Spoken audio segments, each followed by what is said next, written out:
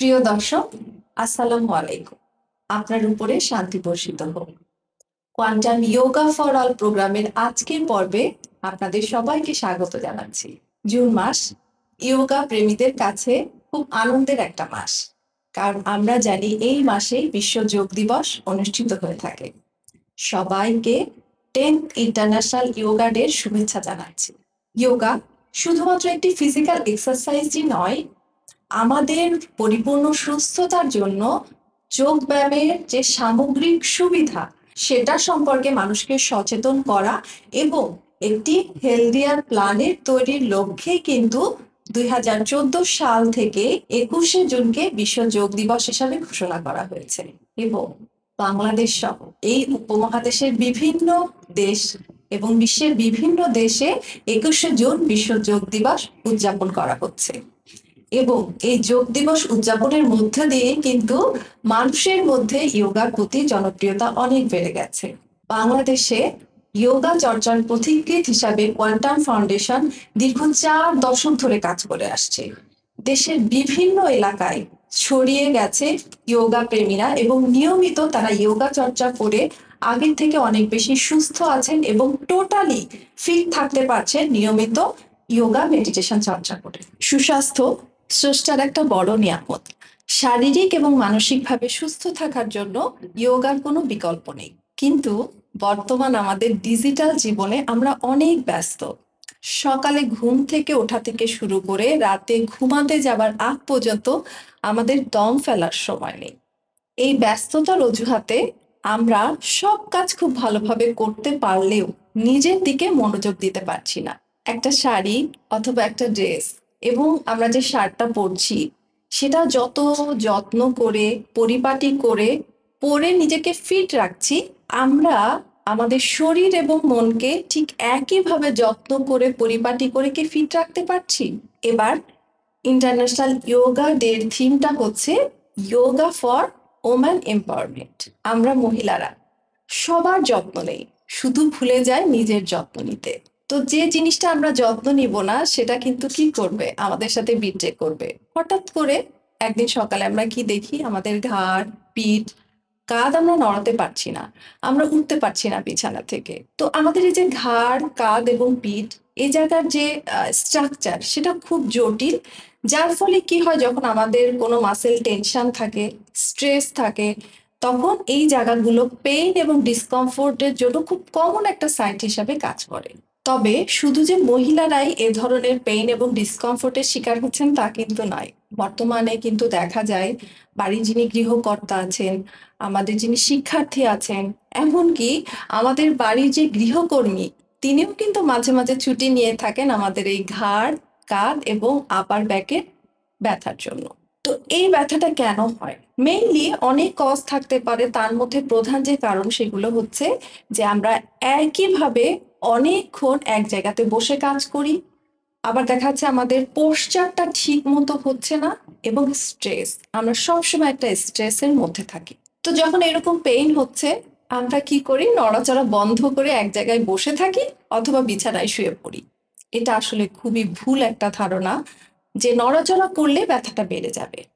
বরং আমরা যদি নড়াচড়া না করি, আমাদের ওই জায়গাগুলোতে যদি অক্সিজেন প্রবাহটা ঠিকভাবে না হয়, তখন অক্সিজেনের অভাবে আমাদের পেশি তখন ক্লান্ত হয়ে যায়, যার ফলে ব্যথাটা আরো বেড়ে যায়। এই জন্য আমাদেরকে কি করতে হবে, এই সময় একটু নড়াচড়া করতে হবে, নিয়মিত একটু যোগা চর্চা শুরু করে দিতে হবে। এই যে পেইন, ঘাড় কাঁধ এবং আপার ব্যাক, এই পেনটা খুব যে সিভিয়ার কিছু হয় তা কিন্তু নয়, কিন্তু এই রকম একটা পেন হলে খুবই অস্বস্তি হয় আমাদের মধ্যে। আমরা ঠিকভাবে দৈনন্দিন কাজগুলো করতে পারি না, নড়াচড়াও ঠিকভাবে করতে পারি না। ইয়োগার খুব সহজ কিছু আসন, কিছু পোশ্চার, ইয়োগিক পোশ্চার গুলো যদি আমরা একটু প্র্যাকটিস করি, তাহলে কিন্তু এইরকম ব্যথা থেকে নিরাময় লাভ করতে পারবো। এবং যদি ব্যথা না হয়, পরবর্তীতে আর এরকম ব্যথা হবে না ইনশাআল্লাহ। তো এবার কথা না বাড়িয়ে আমরা একটু যোগা চর্চাগুলো করে আসবো। এই আসনগুলো আমরা খুব সহজে করতে পারি। আমরা যেহেতু বেশিরভাগ সময় চেয়ারে বসে থাকি, বাড়ি যারা গৃহকর্তী আছেন, যারা শিক্ষার্থী আছেন, গৃহিণী আছেন, তো আমরা আজকে চেয়ারে বসেই যাতে সহজেই আসনগুলো করা যায়, সেজন্য চেয়ারেই আসনগুলো চর্চা করব। তো যথারীতি আমাদের সাথে আসন দেখানোর জন্য রয়েছেন নাফিসা তাসনিম স্নেহা। নাফিসা আমাদেরকে দেখিয়ে দিবেন কিভাবে আসলে আমরা চেয়ারে আসনগুলো প্র্যাকটিস করব, এবং এই আসনগুলো চাইলে আমরা দাঁড়িয়েও করতে পারি, যোগা ম্যাটে বসেও করতে পারি। আমরা যেহেতু অনেক ব্যস্ততার মধ্যে থাকি, হয়তোবা এখন যারা এই ভিডিওটা দেখছেন তারাও হয়তো করতে চাইবেন। তো আমরা প্রথমে যেটা করব, একটুখানি স্থির হওয়ার জন্য একটু দম চর্চা করে নিব। প্রথমে আমরা একটু চেয়ারে বসছি, এরপরে আমরা চেয়ার থেকে একটু সামনে এগিয়ে বসবো। এরপরে আমরা প্রথমেই একটু স্থির হওয়ার জন্য একটু দমচর্চা করে নিব। আমাদের হাত হাঁটুর উপরে থাকবে, দু পা মেঝেতে থাকবে, দু পায়ের ভর সমান ভর মেঝেতে থাকবে। এরপরে ধীরে ধীরে আমরা নাক দিয়ে দম নিব, ধীরে ধীরে নাক দিয়ে দম ছাড়ব। দম নেওয়া থেকে দম ছাড়ার সময়টা একটু বেশি হবে। এভাবে আমরা 3 থেকে 5 বার প্র্যাকটিস করব। আমরা আর একবার নিব, ধীরে ধীরে নাক দিয়ে দম নিব, ধীরে ধীরে নাক দিয়েই দম ছাড়ব। এরপরে আমরা আসনে চলে যাই। প্রথমে আমরা করব নেক এক্সারসাইজটা করে ফেলি। আমরা সোজা বসে আছি, আমরা হাত হাঁটুর উপর থেকে আমরা এখন কোমরে রাখবো এবং মেরুদণ্ড সোজা, দৃষ্টির সামনের দিকে, আমাদের থুতনি মেঝে সমান্তরাল থাকবে। এরপরে আমরা সামনে ঝুঁকে থুতনিটা বুকের কাছে লাগানোর চেষ্টা করব, কিন্তু কাঁধ স্ট্রেট থাকবে। এরপরে ধীরে ধীরে পেছনে চলে যাব, যতখানি পেছনে আমরা যেতে পারি। এরপরে সোজা হয়ে যাব, আবার ধীরে ধীরে সামনে ঝুঁকে থুতনি বুকের সাথে লাগাবো, সোজা হব, আবার পেছনে ঝুঁকে যাব যতখানি যেতে পারি। এভাবে আমরা 3 থেকে 5 বার এটুকু প্র্যাকটিস করতে পারি। এবার হাত ছেড়ে দিব। দ্বিতীয় প্র্যাকটিসে আমরা চলে যাই। বাম হাত আমাদের কাঁধের উপরে থাকবে, ডান হাতটা একটু ছড়িয়ে দিব। এবার পুরো ডান দিকে আমরা যতখানি পারি পেছন দিকে তাকানোর চেষ্টা করব। বডি স্ট্রেট থাকবে, কিন্তু যতখানি পারি আমরা আমাদের মাথাটা পেছন দিকে নিয়ে যাব। ধীরে ধীরে সোজা হয়ে যাব, হাত ছেড়ে দিব। এরপরে ডান হাত আমরা কাঁধের উপরে রাখবো, বাম হাতটা একটু ছড়িয়ে দিয়ে পুরো দৃষ্টি আমাদের পেছন দিকে চলে যাবে। ধীরে ধীরে সোজা হয়ে যাব, হাত ছেড়ে দিব। এভাবে আমরা 3 থেকে 5 বার করতে পারি। এরপরে আমরা করব নেক রোটেশন। প্রথমে আমরা ডান দিকে মাথাটা ঘুরাবো, সামনে থেকে পেছনে পুরাটা ঘুরে আসবে, হাত কোমরে থাকবে, পুরো বডি স্ট্রেট থাকবে, শুধুমাত্র আমাদের ঘাড়টা সামনে থেকে পেছনে ঝুঁকবে। এবং যখন সামনে আসবে তখন আস্তে করে আমরা মাথাটা সামনের দিকে ফেলে দিব। খুব জোরে ঝাঁকুনি দিয়ে ফেলবো না, ধীরে আস্তে করে মাথাটা ফেলে দিব। এবার বাম দিকে করব আমরা, বাম থেকে ডানে পুরো ঘাড়টা ঘুরে আসবে, সামনে এসে আস্তে করে মাথাটা আমরা ফেলে দিব। এভাবে 3 থেকে 5 বার আমরা আমাদের সুবিধা মতো করতে পারি।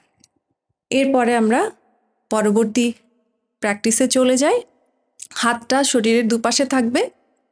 এবারে কাঁধটা উঠিয়ে আমরা কানের সাথে লাগানোর চেষ্টা করব। আমরা কাঁধ কানের সাথে লাগানোর চেষ্টা করব, পুরো বডি রিল্যাক্স থাকবে, ধীরে ধীরে ছেড়ে দেব। এটাও আমরা 3 থেকে 5 বার প্র্যাকটিস করতে পারি। যখন কাঁধটা ছাড়ছি একটুখানি জোরে ঝাঁকুনি দিয়ে কাঁধটা ছাড়বো।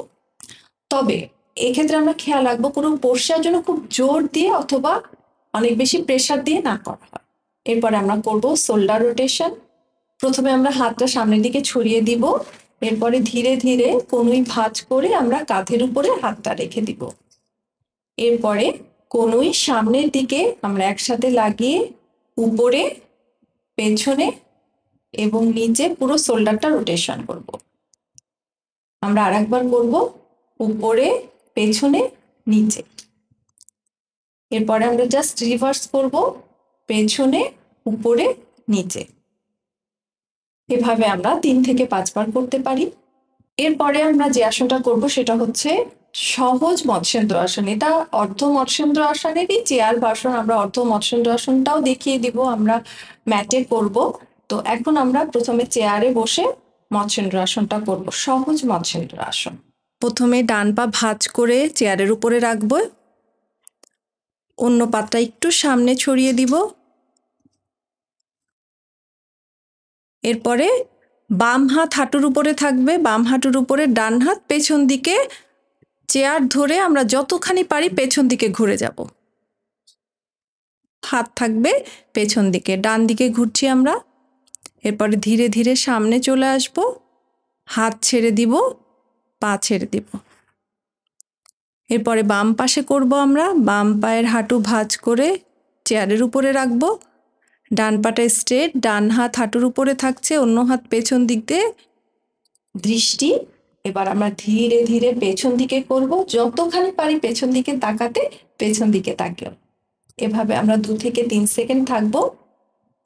ধীরে ধীরে সামনে এসে হাত পা ছড়িয়ে সোজা হয়ে বসবো। এরপরে আমরা যোগা ম্যাটে চলে যাই। আমরা বাকি দুটো আসন এখন চর্চা করব। প্রথমে করছি ভুজঙ্গাসন। প্রথমে আমরা উপর হয়ে শবাসনে শুয়ে যাব, দুহাত শরীরের দুপাশে থাকবে। ধীরে ধীরে হাত আমরা বুকের কাছে নিয়ে আসব, হাতের আঙ্গুলগুলো সামনের দিকে থাকবে, হাতের তালু থাকবে মেঝেতে। এবার থুতনি মেঝেতে লাগাবো, 2 পা জোড়া থাকবে। এবার ধীরে ধীরে 2 হাতের উপর ভর দিয়ে কোমর থেকে শরীরের উপরের অংশ উপরের দিকে তুলব, নাভি মেঝেতেই লেগে থাকবে, দৃষ্টি থাকবে ছাদের দিকে। 2 পা জোড়া। এবার এই পজিশনে আসার পরে ধীরে ধীরে 2 হাত উপরে তুলে দিব, কানের কাছে নিয়ে আসব হাত। যাদের ঘাড়, কাঁধ এবং আপার ব্যাকে পেইন আছে তাদের জন্য এটা খুবই চমৎকার একটা আসন। এভাবে 10 থেকে 15 সেকেন্ড থাকবো। ধীরে ধীরে হাত নামিয়ে নিব, কপাল মেঝেতে লাগাবো, 2 হাত শরীরের দুপাশে দিয়ে দিব, মাথা একপাশে কাত হয়ে শুব। এই আসনটা আমরা 2 থেকে 5 বার করতে পারি। এই আসনের ক্ষেত্রে আমরা খেয়াল রাখবো যে কারো যদি এই আসনটা করতে অসুবিধা হয়, তিনি পেটের নিচে একটুখানি উঁচু হয় পেটটা, এরকম কিছু পেটের নিচে দিয়ে আমরা আসনটা প্রথম চর্চা করতে পারি। তবে একটা বিষয় আমরা আসন করার ক্ষেত্রে খেয়াল রাখবো যে কখনো জোর করে কোনো আসন করার চেষ্টা করব না। যদি ঠিকমতো পজিশনটা নাও হয় তারপরেও আমরা চেষ্টা করব, ধীরে ধীরে যখন শরীর নমনীয় হবে তখন আসনটা ঠিকমতো হয়ে যাবে। এরপরে আমরা পরবর্তীতে যে আসনে চলে যাব সেটা হচ্ছে অর্ধ মৎস্যেন্দ্র আসন। প্রথমে মেরুদণ্ড সোজা করে আমরা দণ্ডাসনে বসবো, পা সোজা থাকবে, 2 হাত হিপের দুপাশে থাকবে। এরপরে বাম পায়ের হাঁটু ভেঙে ডান পায়ের উরুর নিচ দিক দিয়ে নিয়ে আমরা ডান হিপের কাছে রাখবো, পায়ের গোড়ালি ডান নিতম্ব টাচ করব। এরপরে ডান পায়ের হাঁটু ভেঙে বাম পায়ের হাঁটুর কাছে রাখবো, সোজা থাকবে হাঁটু, পায়ের আঙ্গুলগুলো সামনের দিকে থাকবে, পায়ের পাতা মেঝেতে। যে পা উপরে সেই হাত পেছনে চলে যাবে, অন্য হাত অর্থাৎ বাম হাত ডান হাঁটুর উপর দিক দিয়ে ঘুরিয়ে এনে বাম হাঁটু ধরবো, ডান হাত পেছনে আছে, দৃষ্টি চলে যাবে ডান দিকে। যতটা সম্ভব আমরা পেছন দিকে ঘুরে যাব। এভাবে আমরা 10 থেকে 15 সেকেন্ড থাকতে পারি। ধীরে ধীরে ফিরে আসব, হাত ছেড়ে দিব, পা ছড়িয়ে দিব। একইভাবে ডান পায়ের হাঁটু ভেঙে বাম পায়ের উরুর নিচ দিক দিয়ে নিয়ে পায়ের গোড়ালি বাম নিতম্ব টাচ করবে, বাম হাঁটু ডান পায়ের হাঁটুর কাছে থাকবে, হাঁটু স্ট্রেট থাকবে, পায়ের আঙ্গুলগুলো সামনের দিকে।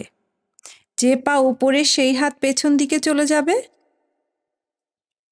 ডান হাত বাম হাঁটুর উপর দিক দিয়ে ঘুরিয়ে এনে ডান হাঁটু ধরবো, দৃষ্টি চলে যাবে বাম দিকে। আমরা পুরোটা পেছনে যতখানি পারি পেছন দিকে ঘুরে যাব।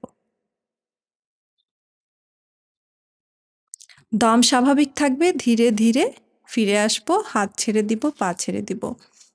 এভাবে ডান এবং বাম মিলিয়ে 1 প্রস্থ আমরা যখন আসনটা করছি তখন 3 থেকে 5 প্রস্থ করতে পারি। সুধী দর্শক, নিজের প্রতি মনোযোগী হন, নিয়মিত কোয়ান্টাম যোগা চর্চা করুন, কালকের জন্য ফেলে রাখবেন না, আজকে এখন থেকে শুরু করুন। এই যে আমরা এখন ইউটিউবে ভিডিওটা দেখছি, চাইলে যেভাবে বসে আছি, হয়তো চেয়ারে বসে আছি, সোফাতে বসে আছি, এই বসা থেকেই আমরা শুরু করতে পারি। ছোট ছোট কাজ আপনি যত নিয়মিত করবেন, তত কিন্তু আপনি সাফল্যের দিকে এগিয়ে যাবেন এবং এটার প্রাপ্তিও কিন্তু একসময় অনেক বড় হয়ে ধরা দেবে। আপনি যখন শারীরিক এবং মানসিক দিক থেকে সুস্থ থাকবেন, সেটার সুফল কিন্তু আপনি আপনার কর্মক্ষেত্রে, আপনার পারিবারিক জীবন, আপনার সামাজিক জীবনেও আপনি দেখতে পারবেন। কারণ এই ছোট ছোট অযাচিত কিছু সমস্যার কারণে কি হয়, আমাদের ডেইলি লাইফটা হ্যাম্পার হয়। কয়েকটা আসন যদি আপনি শুধু নিয়মিত প্র্যাকটিস করেন, তাহলেই কিন্তু আপনি এই অযাচিত সমস্যা থেকে নিজেদেরকে সুস্থ রাখতে পারবেন। নিজে সুস্থ থাকুন, অন্যদেরকেও সুস্থ থাকতে উৎসাহিত করুন। আবারও 10th ইন্টারন্যাশনাল ইয়োগা ডে শুভেচ্ছা জানিয়ে, আগামী পর্ব দেখার আমন্ত্রণ জানিয়ে আজকের পর্ব আমরা এখানেই শেষ করছি। ধন্যবাদ সবাইকে। আসসালামু আলাইকুম। আপনার উপরে শান্তি বর্ষিত হোক।